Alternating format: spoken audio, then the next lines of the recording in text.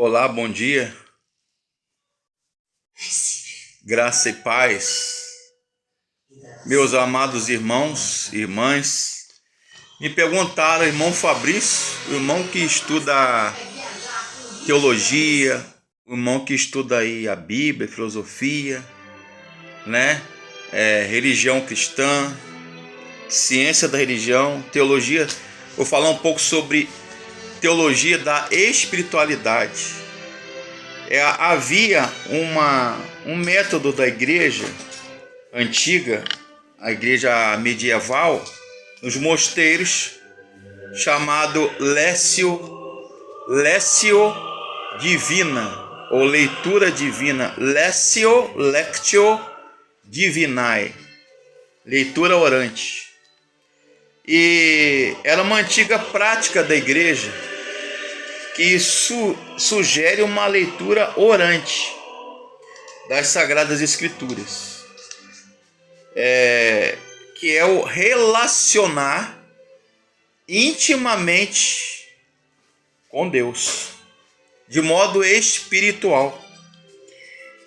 Uma vez que na Idade Média poucas pessoas sabiam ler, havia muito analfabetos. Havia muito, ao fundo, música clássica eu gosto, eu amo, chamado Jesus, Alegria dos Homens. É o nome do hino, da música, de Johann Sebastian Bach. Vou ler aqui, ó, meu café, tá? Café sem açúcar, café ou café com adoçante. Ó, café, é café mesmo, ó. Tá sendo até fumaça. A gente não pode mentir, né? A gente é servo de Deus.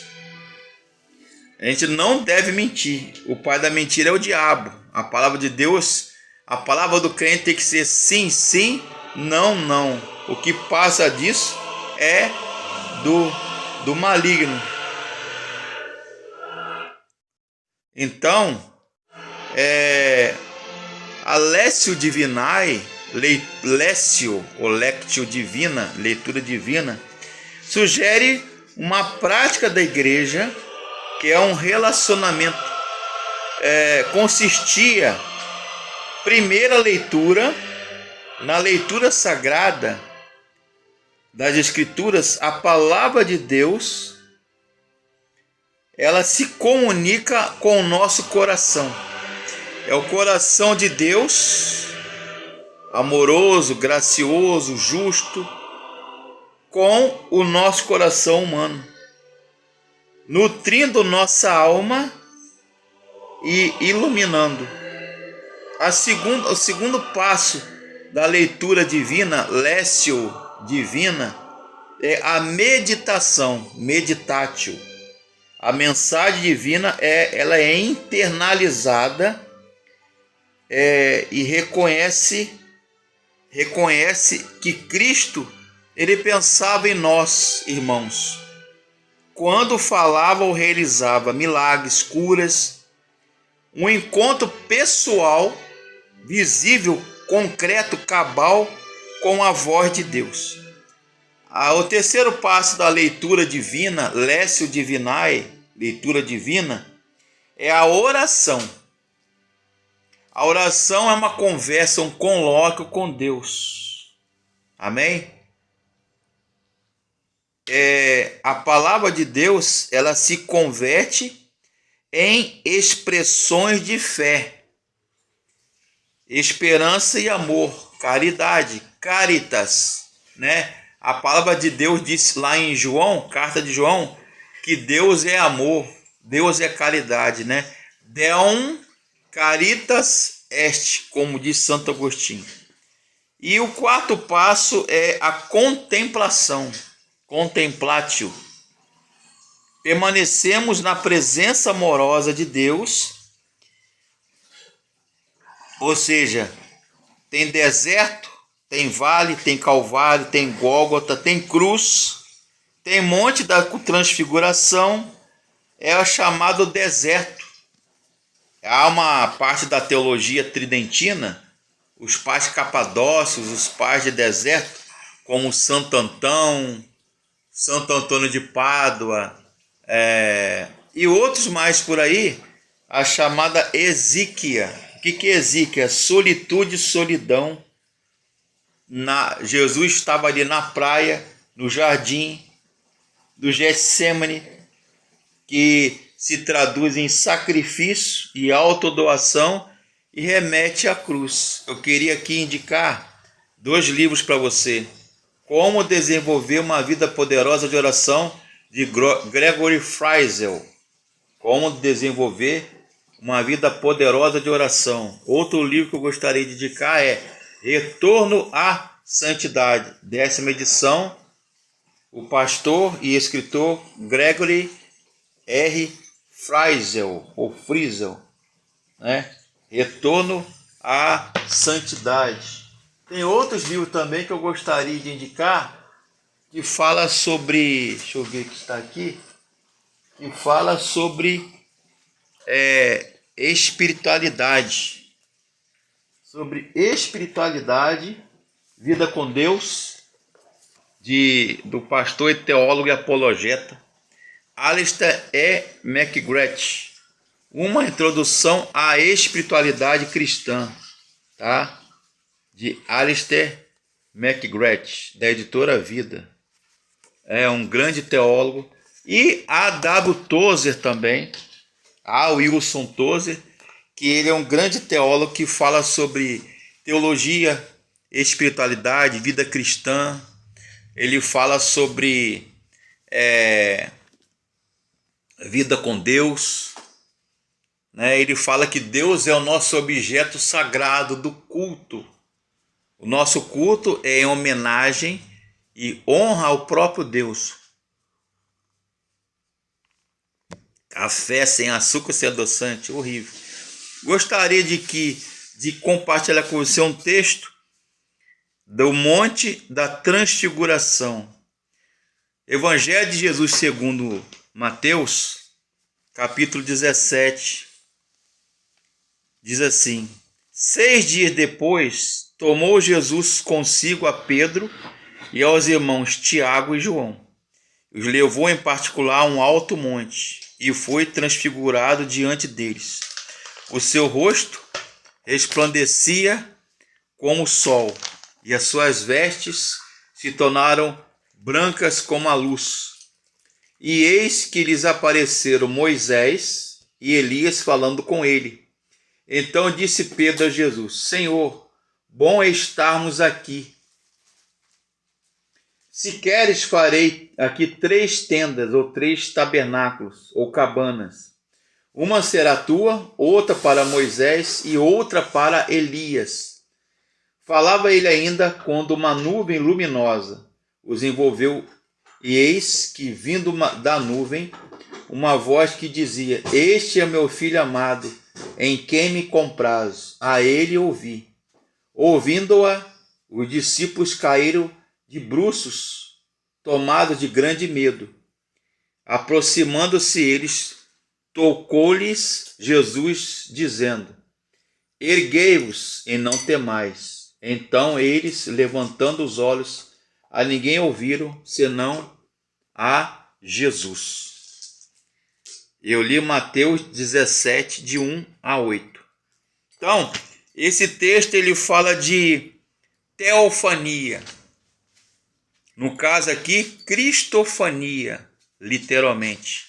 Que é uma manifestação da presença e da glória de Deus. O que é glória teológica e biblicamente? Glória, né, doxa, kabod do hebraico e doxa do grego.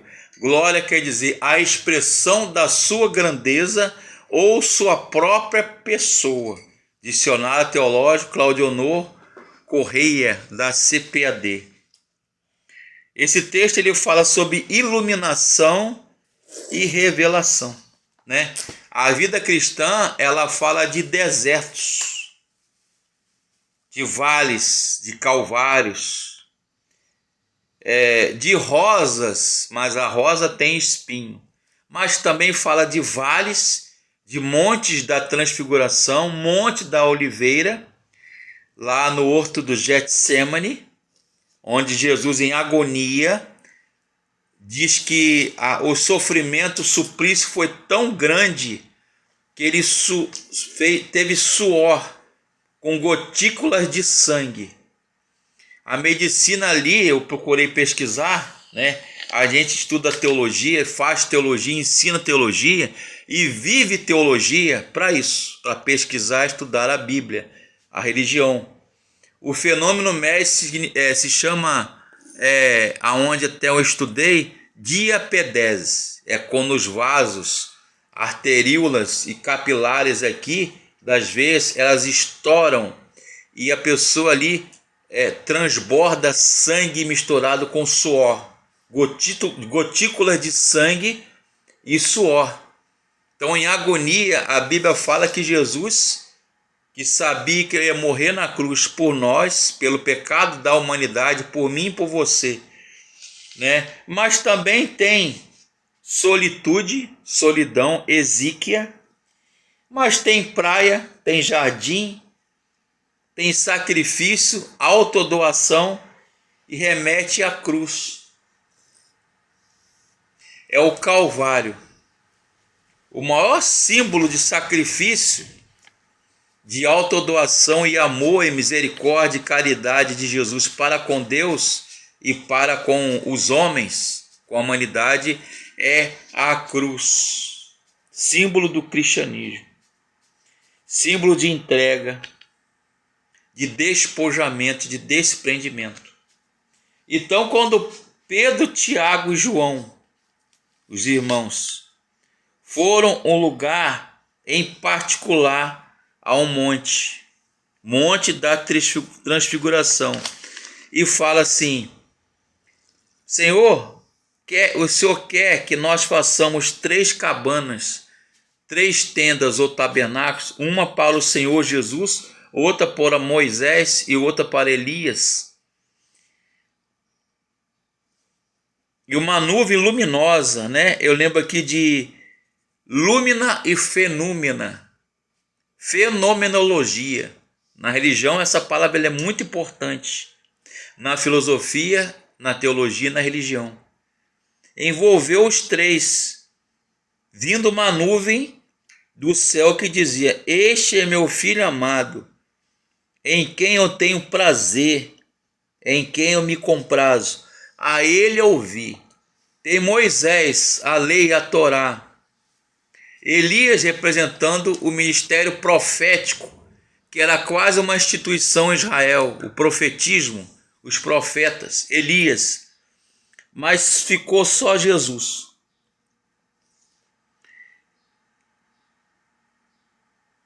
A ninguém viram senão a Jesus. Isso é busca. Isso é um lugar de contemplação. Então, a leitura divina, a Lécio ou Lectio Divinae, Lécio divina, leitura orante divina, ela consiste nisso. Vamos recapitular. As Escrituras, leitura orante das Sagradas Escrituras, a Bíblia. Segundo passo, meditação. Terceiro passo, oração. E o quarto, da leitura divina, Lécio divina, é a contemplação. É quando nós contemplamos. Agostinho tinha muito isso. Ele estava no jardim da sua casa. E esse método espiritual, ele usava-se muito no escolasticismo. E os filósofos e teólogos da Idade Média, né, no medievalismo, eles usavam muitos nos mosteiros católicos, os padres, as freiras, os abades, né, as freiras, as abadesas, né, ou seja, os padres sacerdotes.